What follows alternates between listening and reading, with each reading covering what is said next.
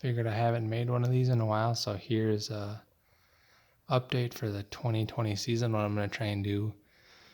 The tracks have been closed for the coronavirus, so with the tracks being closed and me gaining some sympathy weight with their last child, I decided to take the swing arm off it, throw the stock swing arm back on it. I'm going to throw it on the dyno hopefully in the next week or two. I hope I can get some time on there. Going to rent the dyno, tune it with Woolwich. I've got some C85 over there that I'm going to try running this year. What I plan to do is get on the dyno, see what kind of power it makes, and then see what kind of timing it likes in it. In 2019, April of last year, I got the head redone by Jim. He tried some new techniques to it that he said picked up some power on some boosters and some ZX10s. And he was willing to do the labor for free, do the porting again for free as long as I covered shipping there and he would cover shipping back. I jumped at the opportunity. I was out getting it one last rip on the highway to make sure the tune was okay before throwing it in the trailer to get out of the track. And the bike hit the limiter in fourth, and for whatever reason the bike downshifted from fourth into third. Ended up spinning a rod bearing on that motor. I found another buddy that had a Gen 4 ZX10 that pushed the cam chain tensioner in by hand. He said he ran it for a couple of minutes, thought it was no big deal. Bought that motor for a decent deal. Got the head off of it. Went to go check everything out. The cam chain was toast. The guides were an absolute mess. He must have cleaned out the oil pan because there wasn't very many shavings in the oil pan, but the head was, I sold the head. I think the guy that got it was able to save it at the machine shop, but then I noticed that block just wasn't usable either, so kind of got screwed on that one. And then I found the motor that's currently in it down in Illinois. The guy decked the head just a little bit to make sure it was straight. He didn't deck too much off of it, he said. He hand ported himself the ports on it. He just kind of cleaned up the castings a little bit, cleaned it up, didn't do too crazy of a port job on it. Has APE valve springs in it.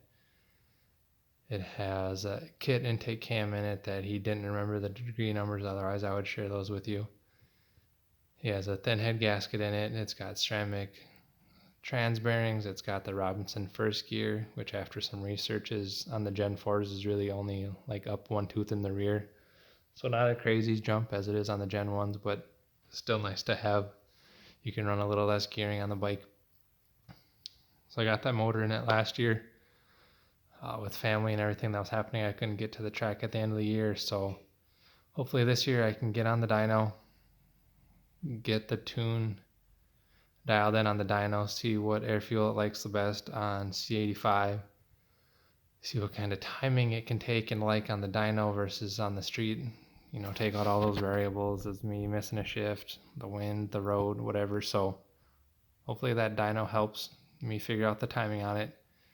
And then I'll take it on the street, and obviously the tune's going to change once you get on the street with the ram air and things like that. So hopefully once it's on the dyno, I'll try and take some videos of it on the dyno. I probably won't take too many videos of trying to tune it on the dyno, as I'm trying to get my money's worth and then not mess around with the videoing. But once I'm out street tuning it, I will try and take some videos, show you how I tune it in Woolwich. And then if you could see from the Sidewinder video, that was extremely loud. I do have bungs welded on each of the 4 cylinder pipes that I plan on individually tuning via the Woolwich. So once the tune's dialed in on the dyno, I will take it out, get a street tune on it with just the one wideband collecting from all 4. Then once that's good, I'm going to throw in, I have this MWR WSBK filter that's been sitting for a long time. Need to buy some oil, but I plan on throwing that in there.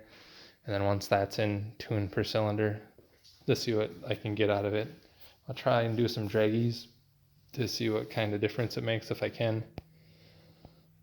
But yeah, here just a quick little 2020 update. Got the stock swing arm back on it. If you didn't see the other video, I did get some Dimag carbon fiber wheels. I think I'm going to run a 39 tooth rear, which is stock. I think I'm going to keep the 16 tooth, so a down one in the front there, just to, it seems like from Gearing Commander that once you get into 4th, 5th, and 6th, it's about a gear off. So if I can tune that, I'll just be able to adjust it and see if it needs any more fuel in, say, 5th and 6th, and then apply that to the drag gearing that I'll run. I plan on running a 43 tooth rear once I extend it again and go drag racing. But for 2020, I did get an update, this MWR intake.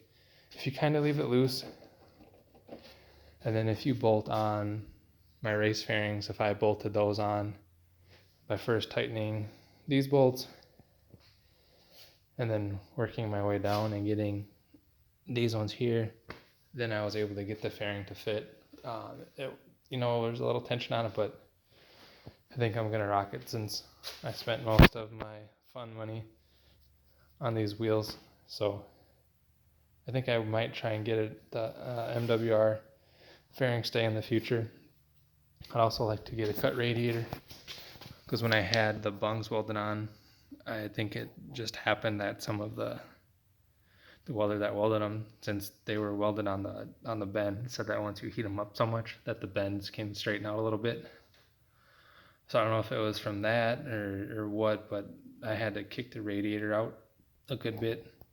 So I would like to get a cut radiator at some point to save a little weight, since it's really only a drag bike anymore and it doesn't see much street time. I don't think it would be an issue. So hopefully I can get a cut radiator. I would love to get a grudge tank shell, but that might be 2021 before I get that. So yeah, here's just a quick little update.